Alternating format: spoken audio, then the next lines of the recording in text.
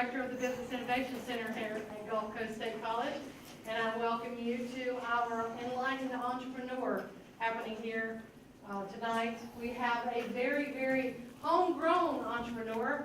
He graduated from Gulf Coast State College. Of course, he went on to the University of Alabama. I still like him a little bit because of that. I'm a go Nolan kind of girl. But he's going to talk to us about strategic financing. He's with David Tipton, Marler, Garner, and Chastain. Did I do it right? You did it right. You did good. I normally slaughter it because I get the words out of order. I always get the Tipton part right because he has actually worked with me for years. I've known him through Rotary. That's where I met David. And he's a give back kind of guy, and he's a great mentor to have. And I want to welcome him to the front room to talk to you guys about strategic financing. Thank you, Pamela. That was too kind. Unfortunately, on the Rotary program, I'm now listed under the GNK, or GOK, God only knows, because I don't attend very well. But I am a certified public accountant here in Panama City. I've been in public accounting now for 44 years. I've also taught here at Gulf Coast. I taught for about 15 years as adjunct faculty. I've taught at Florida State and the University of West Florida when they were here as well. I don't have a PowerPoint presentation for you, so you don't have any slides to download or anything like that. Because what I would really like to do is talk to you about what you want to learn. I want to know who you are and what you're here for and what you're trying to achieve. Now, I know this is, a lot of you came in from the entrepreneurship class, which is, I think it's great. They didn't have anything like that when I came through Gulf Coast. All they had was, I think it was business organization and management. That was it. There was one class. So, but, I kind of want to know who you are and what you want to know, as we go along. So if you've got questions as we go along, I want to know what they are so we can talk about it. I don't want to just throw out a bunch of information for you. I am going to speak from an accounting point of reference, okay? I'm an accountant. Boring, okay? But I've made a living at it. I enjoy it. It's fun. How many of you have actually taken an accounting course? Very good. How many of you are actually accounting majors? We lost a few there, didn't we? That's okay. The reason that I ask that is if you're an entrepreneur, my first suggestion, recommendation to you is to be sure that you get into an accounting class at some point in time. Now, the reason that I say that is because accounting is defined as the language of business. If you want to be in business, you need to understand the language. Now, you don't necessarily need to know what debits and credits and deferrals and accruals and depreciation, amortization, all those kind of things are. But you need a basic understanding of what's going on. When I used to teach accounting 1 and 2, I told my students, if you take accounting, you'll be prepared to do any job in any business anywhere, because you'll have an understanding of what's going on. And that's how we communicate in business, is through accounting.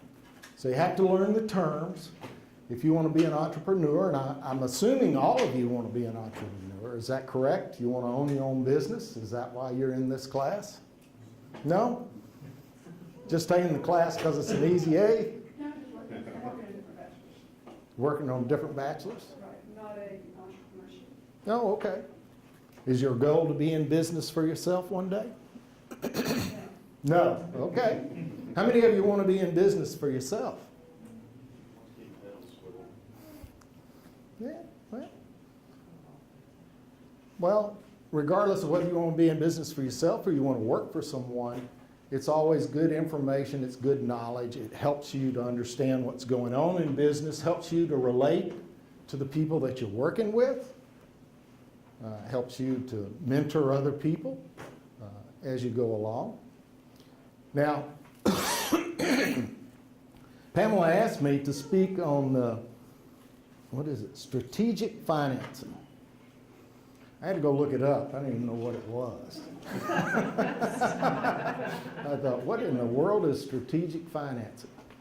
So, when we talk about strategic, we talk about strategic planning, we talk about strategic marketing. It's kind of a setting a long-term goal. It has an aim, We have something that we're trying to achieve over a period of time. And we have a plan, okay? That's very important as far as strategic financing or strategic planning is concerned. We have to develop a plan. Now, I'm kind of a shoot from the hip guy, as you can probably tell. I don't have any notes. I don't have any slides to run through. So when they always tell me you need to come up with a vision statement, you need to come up with a overall plan, a strategic plan for the business, it was like, phew, I don't want to fool with that mess. It's always so detailed. You got hundreds of steps in all these different areas. But the reality is that in your mind, you have a plan. You know where you want to go. If you didn't know where you wanted to go, you wouldn't be sitting in this class right now, would you? You know you want to achieve something. And so as far as strategic financing is concerned, that's what we're trying to do. We're trying to achieve something. And what is that something? Okay? To start with, I'm going to teach you an accounting equation. It's very difficult. Okay? The basis of accounting.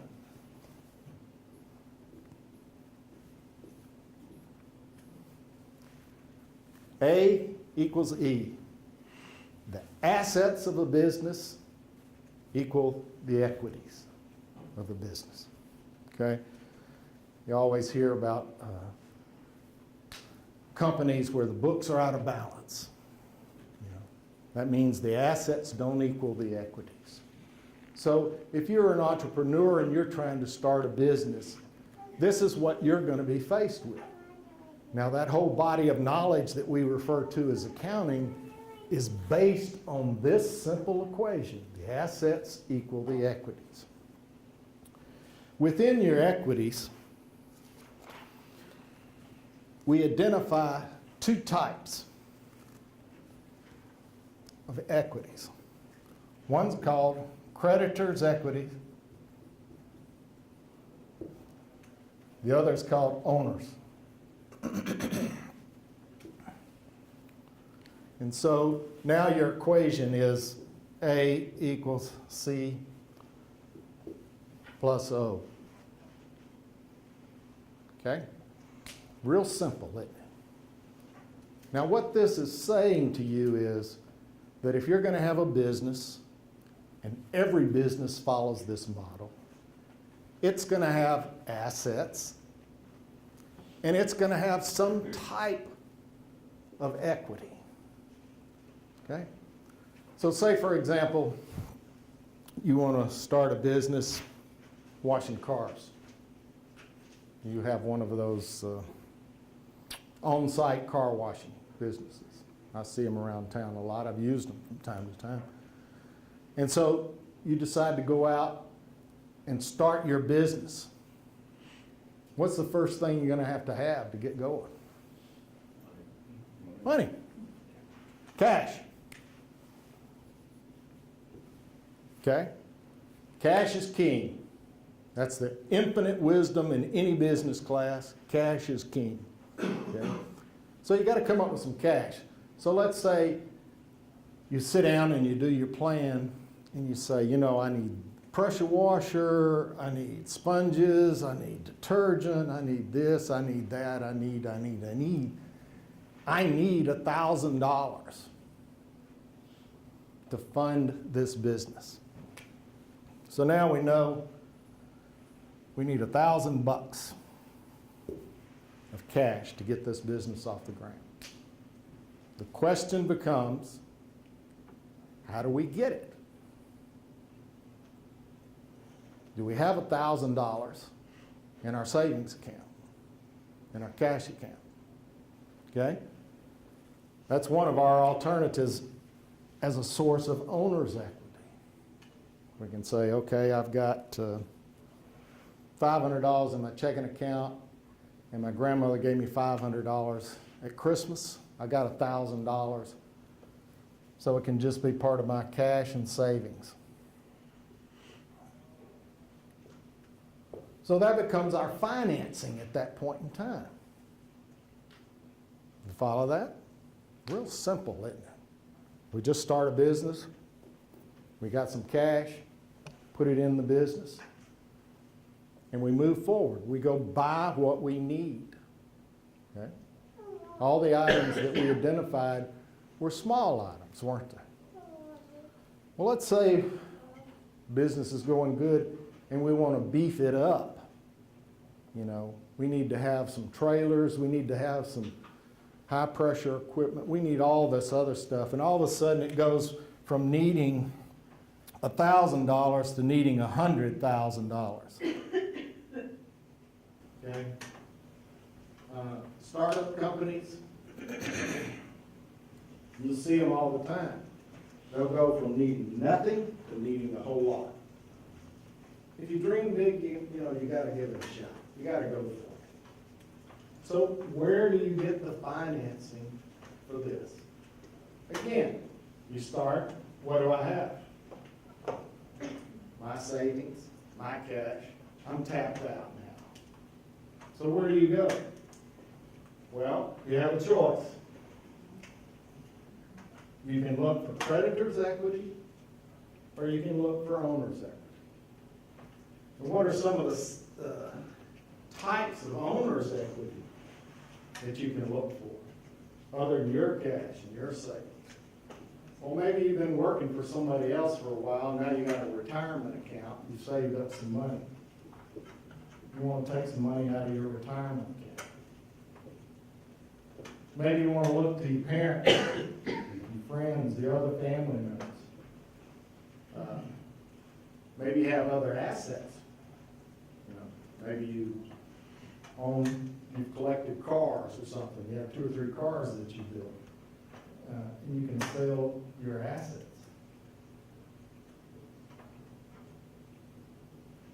Okay?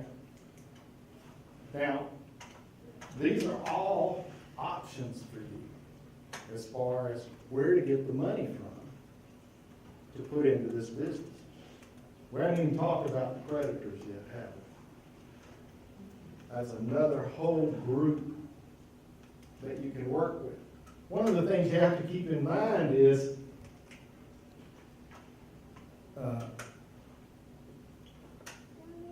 you can also get other investors.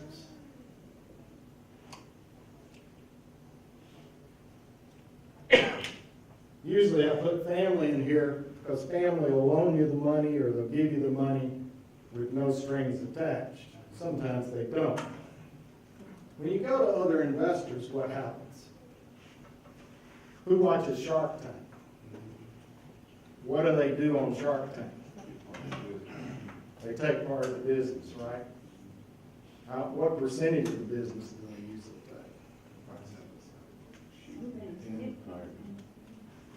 10, 25, depending on how much cash they're putting in.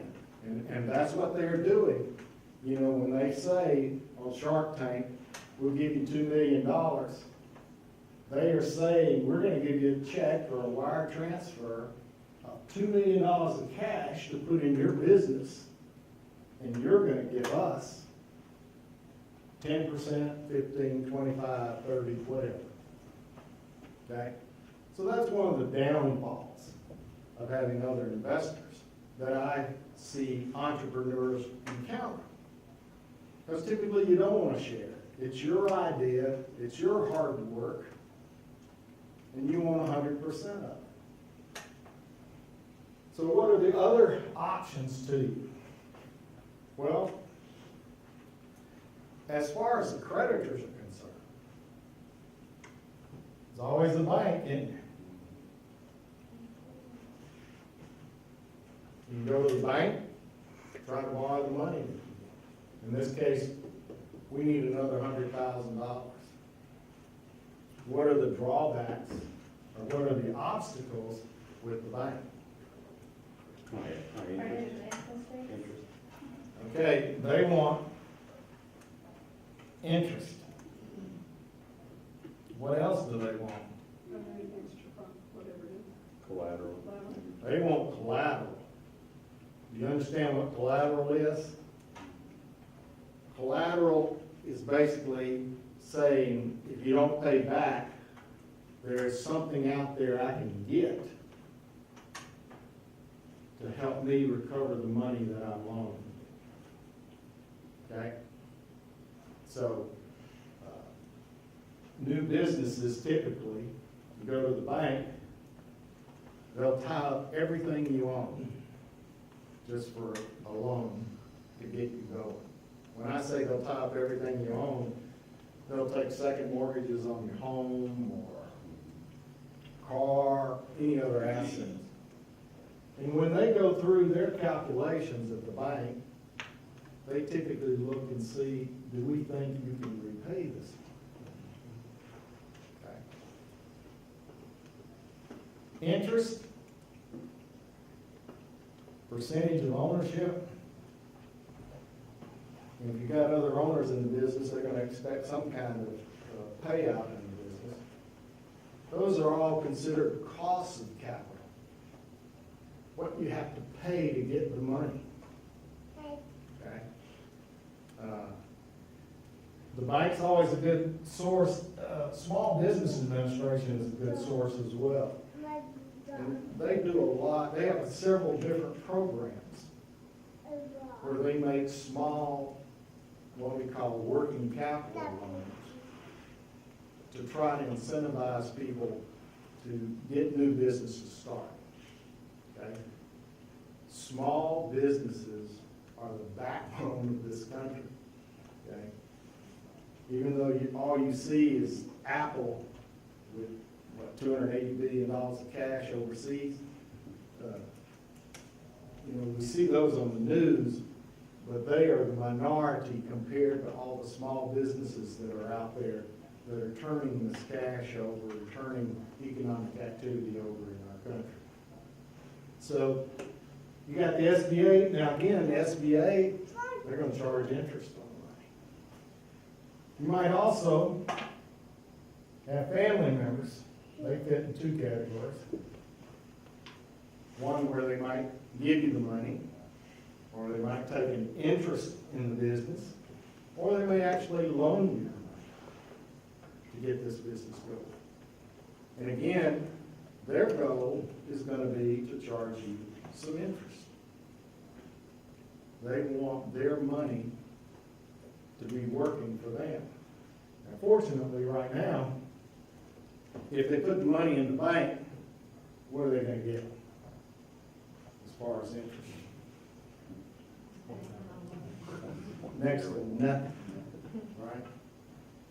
Savings interest rates right now are really low. So, they'd be a lot better off loaning it to you at 4% than putting it in the bank. But of course, this whole calculation of interest and interest rates is based off of a philosophy, risk versus reward. The higher the risk, the higher the interest rate. The lower the risk, the lower the interest rate. Okay? So right now, anybody buying a house right now? In the group? Anybody refinance your house lately? If you have a house, a house is good, solid property. It's real estate. It's easy to appraise. The hope, the American dream is that the value of the house will continue to rise from this date going forward. So if you have a house and you go and borrow money against that house, and normally they won't loan you more than like 80% of the value of the house. The interest rate on that particular loan is usually low. I think I refinanced a number of years ago and the rate was like 2.85 on a 15-year mortgage. So I never thought I'd ever see rates that low. I actually built a house in 1981 when the interest rates got up to 18%. So those were in the really fun days. But I never thought I'd see single-digit interest rates again, so I locked in on the long-term mortgage at like 9.75. Unheard of these days. Can't even operate like that. But a house is considered good collateral. It's something that backs up the loan. So the interest rate is low. Now, if you go in and buy a car, or you buy equipment, the interest rate is probably going to be 6 or 7, maybe even 8% on the loan. The reason being that equipment, the risk is greater. Why? Appreciate Yeah, it just loses its value. Real estate, a home, we think the value is going to climb like this. Equipment, we know the value is going like this. It's always in an inverse order. So there's a higher risk. That means they want a higher reward. There's a higher interest. You also have your other source, could be your vendors. What do I mean by vendors? Well, you might go somewhere that says, we'll lease you this equipment. Okay? What is a lease? You know what a lease is? You borrow. You're actually, that's exactly right. You're basically borrowing money from the vendor because you're paying them for the use of that equipment during a certain time period. Now, there's a number of different lease structures. And because back in the 80s, when the risk rewards were so out of line, we actually analyzed lease agreements that some of our clients were considering. The actual interest rate that was built into the lease agreement was like 39%. So you always, I'm very suspect with lease agreements. And the way you check a lease agreement is you say, if I bought the equipment, how much would you charge me? You take that number, and then you compare it to the stream of payments that you're going to make under this lease contract. There's plenty of programs out there on the internet that will do this present value calculation for you. That stream of payments compared to what you would have paid if you had bought it outright for cash will tell you what the effective interest rate is on that particular piece of equipment. So those are all different types of sources of financing for your business. So the question becomes, which is right for me? Which is right for me? The worst thing that I know of that you can do in business is to take on too much debt too early where you cannot fund it. In other words, to know how much debt you can afford to take on, you've really got to know what? How much cash I'm going to have coming into the business going forward. So I've seen plenty of businesses fail because they took on too much debt, got into lease contracts and everything else, tried to expand too fast, and then couldn't make the payments. When you get to a point where you can't make the payments, it really starts to snowball at that particular point. Okay. And problems develop. There are some other sources out there. There's like insurance companies, there's capital markets, Quicken Loans, all kinds of people out there now on the internet that are making themselves available to you to loan you money. I just caution you that when you're looking at these things, you need to look at the terms, see what the payback is going to be, or see, for example, if somebody wants to invest, what percentage of my business do they? Never give up more than 49% of your business. Okay? And you laugh. I've seen people do it. They got themselves in a bind and they went back to their other investors and said, I need some more cash. And the investor said, sure. Let's see, I had 41%. I'll give you plenty of cash for another 10%. Unfortunately, as a minority shareholder in the business, your rights are severely limited. Okay? And you're really no longer in charge of the business. Okay?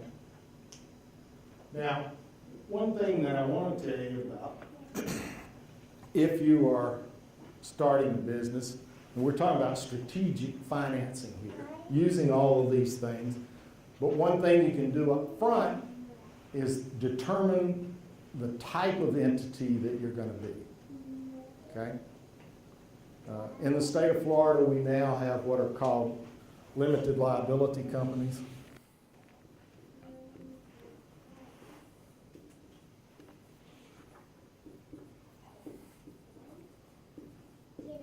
And it's not limited liability corporations. It is limited liability companies. How many of you know what an LLC is?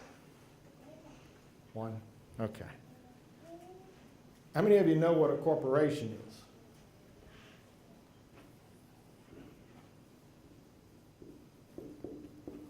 Okay.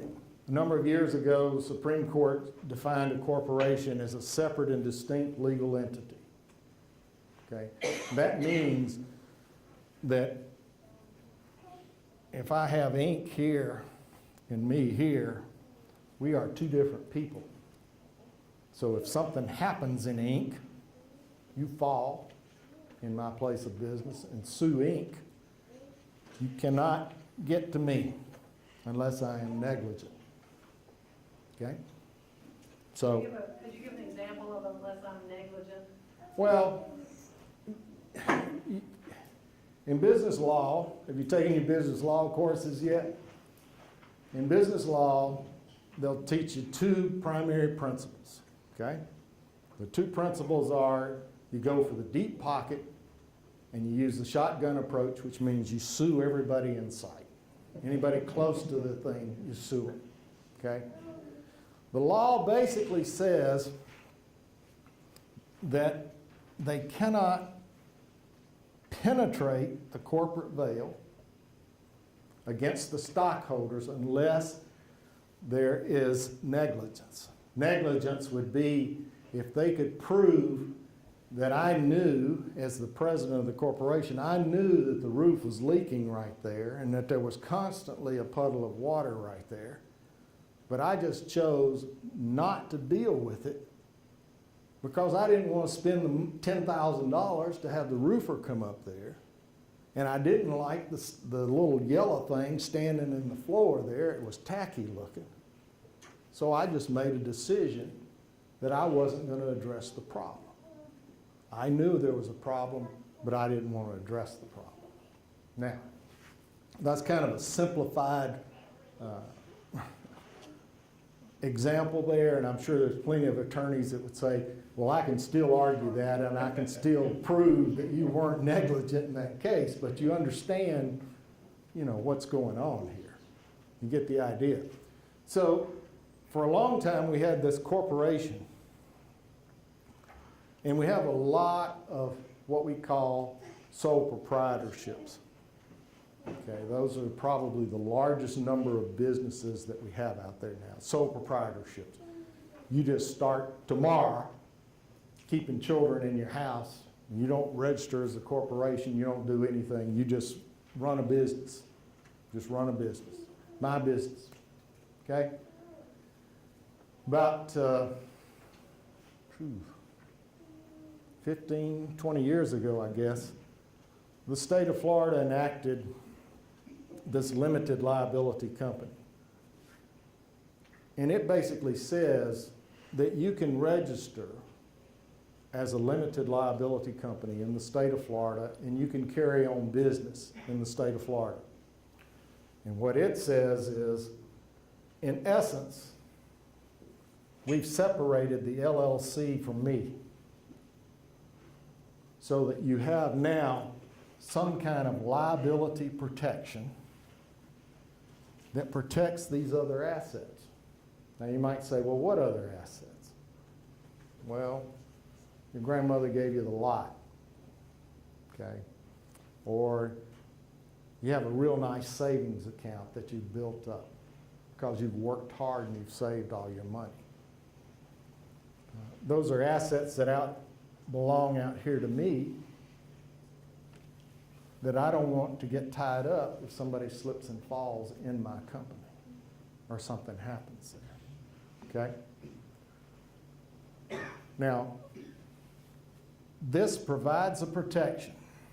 It costs about $130 to sign up for it. You have to pay or maybe it's $230 to sign up for it with the state. Register with the state. Every year you have to pay $150 to renew it. Okay? All it is an insurance policy. As long as you establish the LLC, set up a bank account in the LLC, and you carry on business as the LLC, you've provided yourself with some protection against your personal assets, whatever they may be. Okay? When we come back over here to our financing, our goal in financing is that when we have to borrow money from our creditors, our goal is to lock their ability to get at our personal assets completely out. We want to stop them from coming after our personal stuff. Now I can tell you, if you go to a bank and you got an LLC and you go to borrow money, what are they going to make you do? They're going to make you sign a little form called a guarantee. It's a personal guarantee. They're not going to let you separate this stuff. But vendors, lease contracts, things like that, a lot of times they won't make you sign a personal guarantee. And especially if you have other investors in your business, you want to try to lock up your liability within that business. So, all of these things are available to you out there as far as where to go to finance your business. So I'd be interested in if you got any questions or you want to know something. Nothing? Yes, ma'am. How do you know if an LLC or a corp or sole proprietor is best for your business? How do you choose one of those? Okay. I really didn't follow that all the way through for you. An LLC, and this is where it gets a little bit whatever. An LLC is a legal entity formed under state law. It is a disregarded entity for federal income tax purposes. So it has no standing in filing a federal tax return. So if you've got an LLC, you've got, depending on how many people are in the LLC, if it's just you, you're what's called a single member LLC. You've got two choices. You can be a sole proprietorship, or you can be a corporation. Now, I say you can be those things, you can elect to be taxed as those things for income tax purposes. So if you're an LLC and you elect to be taxed as a sole proprietor, the business activity just goes on Schedule C of your regular individual income tax return. If you're an LLC, you can be a single member LLC, you can elect to be treated as a corporation, then you would have to file the Form 1120, the corporate income tax return.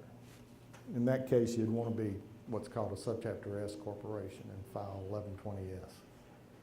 Okay. So if you've got a business or you want to start a business, I've told clients over and over, I don't care what you're in. It's worth $130 or $200 to be an LLC. You know, just to get a little bit of protection. And the reason that I say that is because I don't ever know, what may happen. There's all kinds of freakish things that happen these days, and it's just a given that if anything unusual happens, what's going to happen? Somebody's going to sue you. It's unfortunate we're in such a litigious society now, but we are. And so this is an easy way to do it. In fact,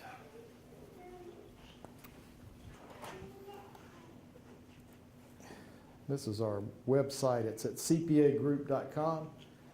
If you go to our website, click on this resources button. There's a new business resource center. In our new business resource center, we have what's called a business survival guide. We put that together,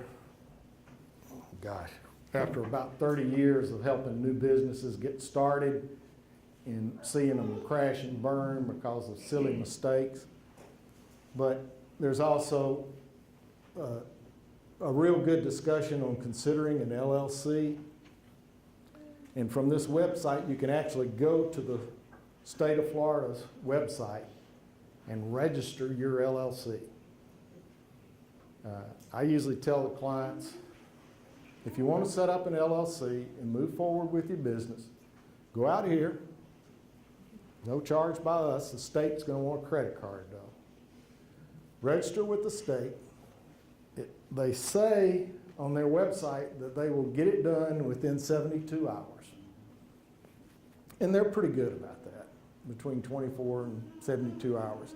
They'll send you back an email notification that you're registered. Now, when they do that, they're going to look at the name of your LLC and make sure it's not a duplicate of somebody else's name. Now, I don't know if you've ever looked into that, starting a business, but you can go to the website, sunbiz.org, and you can do a name search out there to see if somebody else has already taken your name.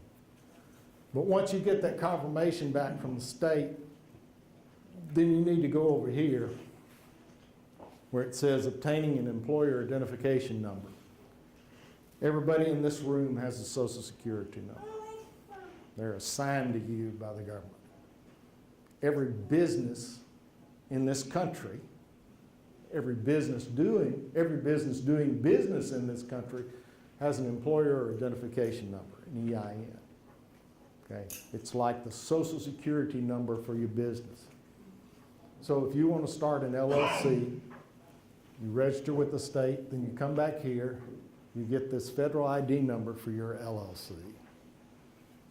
You're good to go. You can go to the bank, open a bank account, put some money in it, take off. Now, when you do this, when you get a federal ID number, it gets a little bit tricky there.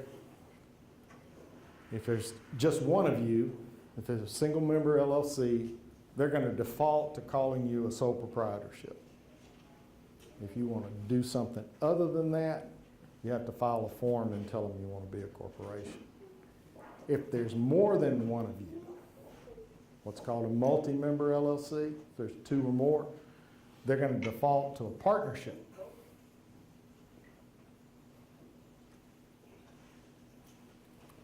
And if you want to change that to a corporation, whatever, you just have to file a form to make that happen. Okay. Yeah, Dan.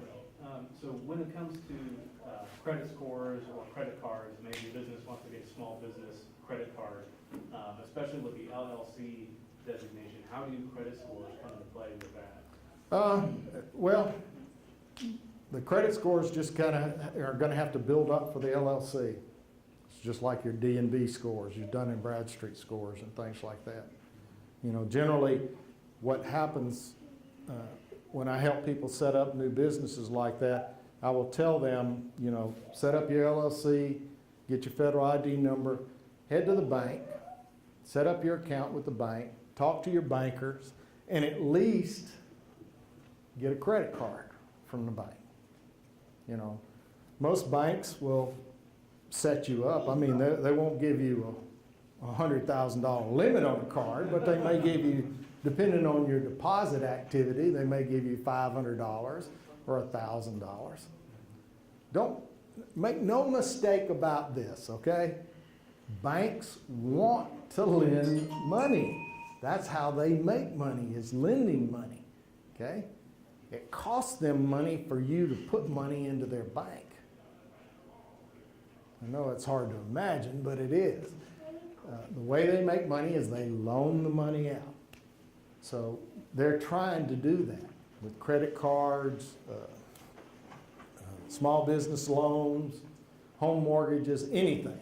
You know, anything they can get out into play because of what? If they got the money loaned out, let's say you put $100,000 in the bank in your savings account, they're going to pay you 1% on it, okay? That's about the going rate now, if you're lucky. They're going to loan it out 5%. So now what do we have? We have a differential of 4 points that they're making on that $100,000 of your money, okay? So they're wanting to loan the money out. For new businesses, getting a credit card, I think, is critical. And part of the reason that I say that, because years ago, I read a study by the Internal Revenue Service that said that the most missed income tax deduction was the small $5 to $10 item where people paid for it with cash when they went in the store. And you think about it for a minute. And I caught it myself doing it too. I went in Office Depot. I needed a pack of pens. It was $7. I paid cash for it. I took the Office Depot receipt, stuck it in my pocket, took the pens and left. It was a legitimate business expense. By the time I got home and got the invoice, the receipt out of my pocket, I could no longer read it, right? They use disappearing ink on those things. So, you know, keeping up with that stuff drives me crazy. And I'm sure I'm not that unusual. So I advise clients, get a credit card, use that credit card for everything you buy associated with that business, those small items. Just so that when you get the statement at the end of the month, you've got a written record of what you spent your money on. Okay? But those credit cards, I've seen people start businesses using credit cards, especially back in the day when you used to get 5 or 10 solicitations a day for credit cards. You know, that was kind of prior to 2007, I think, when we had the collapse. But, you know, you could get $100,000 worth of credit on a credit card between having 5 or 10 of the things. So, but you don't want to do that. Credit cards are only good to use to purchase stuff to be paid off within a month. Okay? Why? Interest rate. What's the interest rate on credit cards?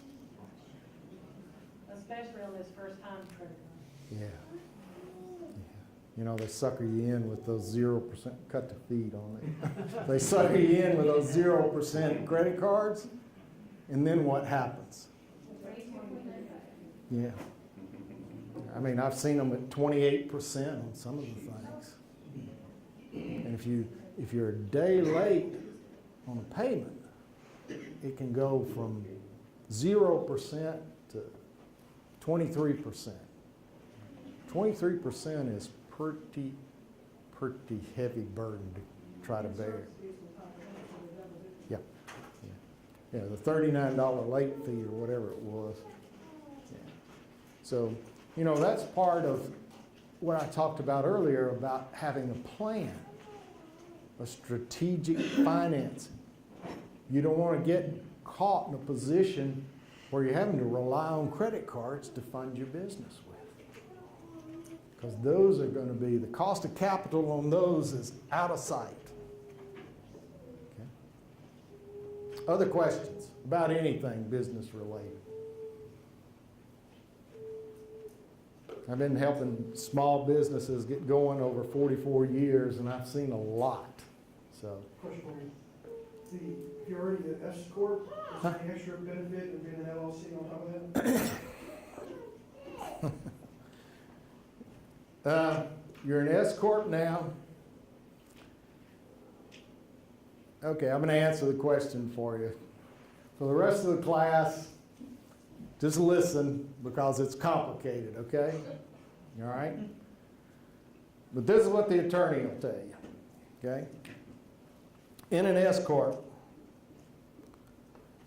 you own the stock in an S corporation.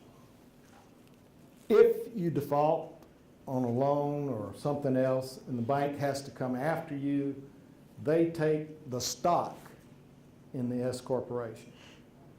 What happens with the stock in any corporation? What goes with stock in a corporation? Ownership. Ownership, voting rights, right? So that means, say for example, you and two of your brothers have a corporation and you've got the stock. So you fall on hard times. The bank sues, they get your stock. Now the bank is partners with your two brothers. And they're creating havoc with them because why? They want the cash. Bank does not want the assets, okay? They have a particular line on the bank's balance sheet for those types of assets, and they basically write them off when they get them. They don't want them. Okay, so they get your S corp stock. They got the ownership, they got the voting rights. An LLC is divided into what's called membership interests, okay? It looks like stock, it feels like stock, it acts like stock, but it's not stock, okay? Membership interests under Florida law has two rights. One is management, one is financial.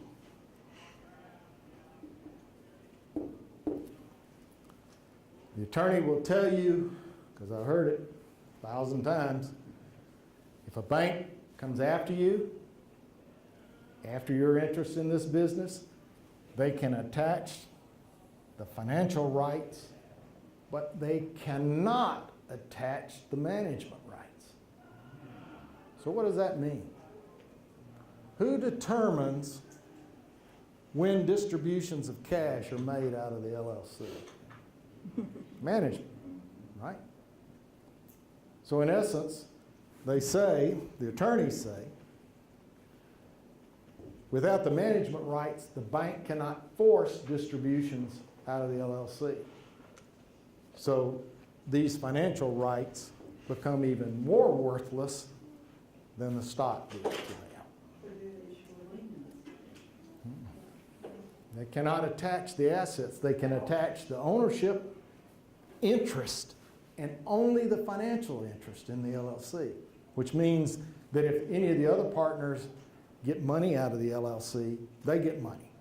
But they only get money when everybody else gets money and they decide to give money. So my understanding is that is the primary reason why we've had a number of S corps that went into asset planning, asset protection mode, and they basically reconstituted themselves as an LLC. Now what they had to do is they took the S corporation into an LLC and then immediately elected to be treated as an S corporation. Because you cannot change ownership types in an S corporation without distributing the assets, which would make all of that taxable mess over there for you. So, okay. Do you have the type of business that you most normally will start up? Like, is it lawn care, would it be some sort of like restaurant type business? Is the one that you really get a predominant? No, I'm always amazed. I'm amazed at people's creativity. I'll be honest with you. You know, they come to me. I learned a long time ago. They'll come to me and they'll say, I want to do this. And I can remember sitting with somebody and they laid out what they wanted to do. And I thought, this is a real pipe dream. This is doomed to fail. And so I tried, in all my young at the time, infinite wisdom, say to them, you're stupid. And then 10 years later, and they're making $1 million, and I'm sitting there looking at them thinking, if I'd have just been that creative, I'd be retired by now. So I don't rain on anybody's parade. You know, my personal opinion may be, this can't possibly work. But, I mean, you know, think about it. They came to you and said, now, 25 years ago maybe, and said, you know, I've got this little program I've written that'll go out and look on these computers and search for something that you want me to search for. What would you say to them? I don't know. You know, this can't possibly, who would pay for this? You know, who's going to pay you to use this? So now we have Google, right? They got their own universities, they rolling in dough, you know. So it really, to me, the secret of success in your business is finding something that you enjoy doing. You know, don't take on, yeah, don't take on something just because you think it's going to make you a lot of money. Do we have any doctors in here? You know, I've known plenty of doctors, not all of them, okay, there's a lot of really great ones out. I've known plenty that have gone into that business because they knew they could make a lot of money. And they are absolutely miserable with their lives, okay? So, I'll tell you, Glass's law, like glass. Glass's law is enough money is always $5,000 more than I presently have. Keep that in mind. And I've heard people say that. They've come to me and said, if I just had $5,000 more. And I'm looking at them going, you made $300,000 last year. Why do you need $5,000 more? So, but the answer to your question, just be creative. Find something that you like. Find something that people want. You know, that's the secret here, is finding something that people want, that you can help people with. That's right. That's right. I mean, you know, I am really old, okay? I used to get $3 to mow a yard, okay? And only the kids did it. You know, the kids in the neighborhood went around with a lawnmower and mowed a yard. Huh? With their daddy's lawnmower. Now when I leave my house, I see these trailers sitting down the road loaded up with $100,000 worth of equipment. I see 3 and 4 guys running around. I've done work for guys that mow yards. You know, that used to be, my dad said, if you don't go to college, you're going to end up mowing yards for a living.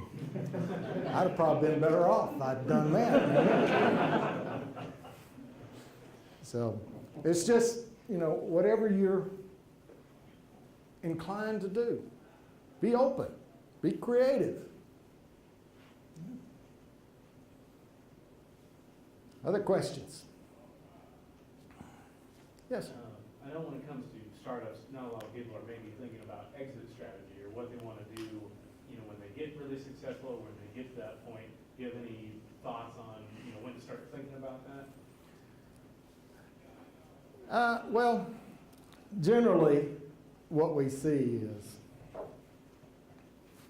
people don't start thinking about that until they don't sweat the next payroll. Okay? When they're not worried about having enough cash to meet the bills next month, to meet the payroll next month, then they might come to us and say, you know, maybe I need to be putting something aside. Okay? But, you know, when that is, one of the things that you really get into is if you get into business, you determine how much cash is available. And then you have to make a choice. Am I satisfied with where I am, or do I want to expand my business? Now, sometimes expansion in your business is not an option. In other words, you're in the computer industry, for example. You know, you go out and buy a bunch of computer equipment today, you're doing work for people around town. Okay?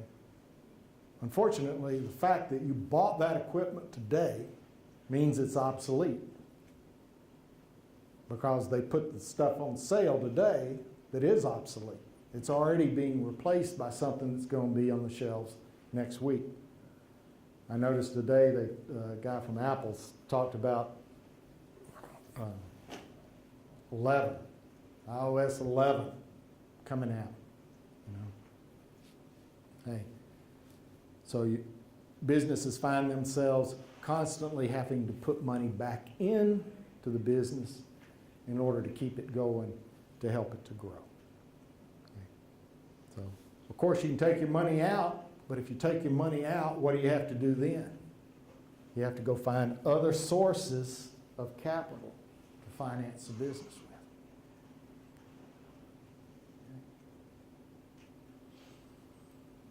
But I do encourage you all, as you know, you're going to work, working for somebody, be thinking down the road, because I can tell you it gets here before you know it, and you're looking at retirement, and you cannot depend on the government to be there for you. Okay? Those benefits could dwindle up at any point in time. So I know it's hard when you're getting started and you're trying to establish your life and buy a house, buy a car, buy this, buy that, get some luxuries of life.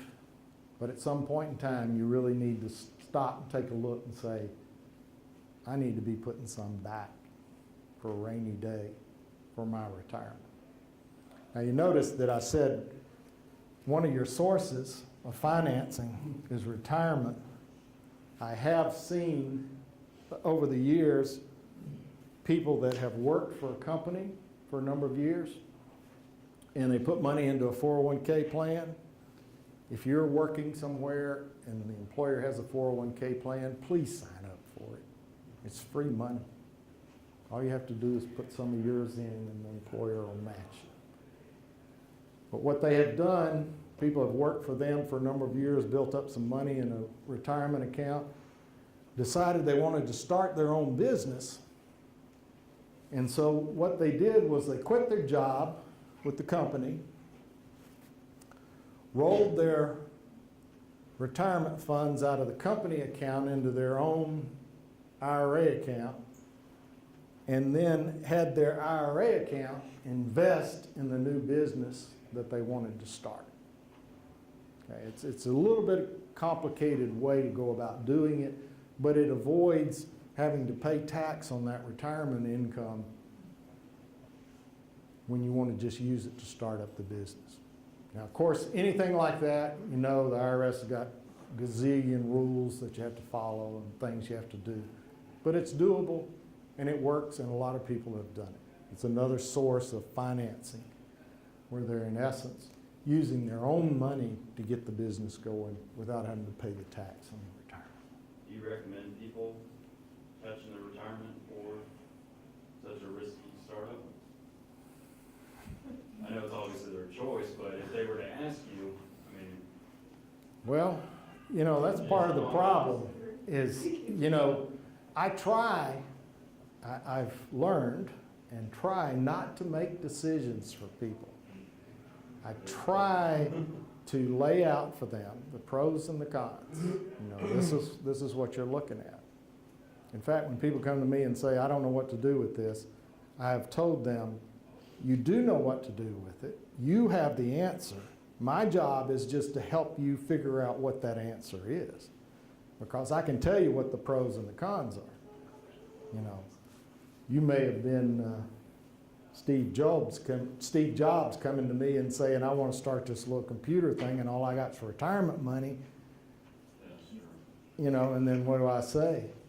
No. Guess what? He'd probably sue me a few years later because somebody else would have come along with the idea. Retirement is a little different than 25 or 30 than It does. It really does. It looked like it was so far off, and then I woke up one day and it was right in front of me. It was like, holy cow, I better get busy. So, but I mean, those are all decisions. But again, remember, we talked about risk versus reward. You know, starting a new business is a risk. Okay? Going into business is a risk. We were actually, our firm was part of a group out of Pensacola. I worked for them for 30-something years, and we chose to pull out and start our own. It was a risk. You know. So I haven't regretted a single day of it. I like being my own boss and not having to report to the Ivory Castle in Pensacola, but whatever. But, you know, risk versus reward. So, Pamela's standing up like she's trying to give me a hint that it's time to cut off. So are there any more questions? Yeah, there's another question. If there's another question, I'll be glad to answer it for you. We can't, he's one of those guys that you don't get him very often, so when we do, we abuse it. Yeah, and you can go out to our website. It's cpagroup.com. If you have a question, please, there's a link out here or something. The IT guys tell me that you can fill it out and send it to us, and it'll come to me or it'll come to one of my associates. We're actually got like 35 people in our organizations. So we'll be glad to answer any questions. If you want to start a business, it is our policy that the initial consultation is always free. So we invite people to come in and talk to us about their business before they get going, okay? That's an excellent way to interview a CPA on that first consultation. Well, you don't have to hire us. What we have seen, and I'll give it back to you, a rising tide lifts all boats, okay? So whatever you do in this economy is going to impact one of our clients in some way. So the more we can help you, the better we're all going to be. Any other questions? All right. Okay, join me in thanking David. Thank you. In a couple of weeks, this recording, thanks to Gulf Coast Productions, will be online so that David too can watch it. See my great. No, I'm going to have my guys hack it tonight. And when they pull it up, it's just going to be. Yes. So we'll be there for you to share with others and to go back to for information and be able to follow up. The Business Innovation Center is here at Gulf Coast. Obviously, all students in the room, people who are in the programs, have a door open for them to ask questions in regards to business and anything about that.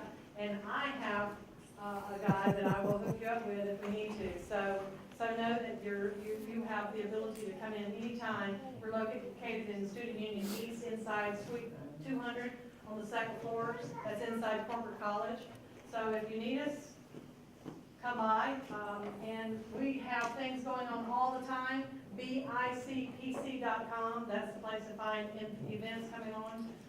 So make sure you, stay in touch, and if you need something, give us a call. Again, thank you, David. Thank you. It was fun.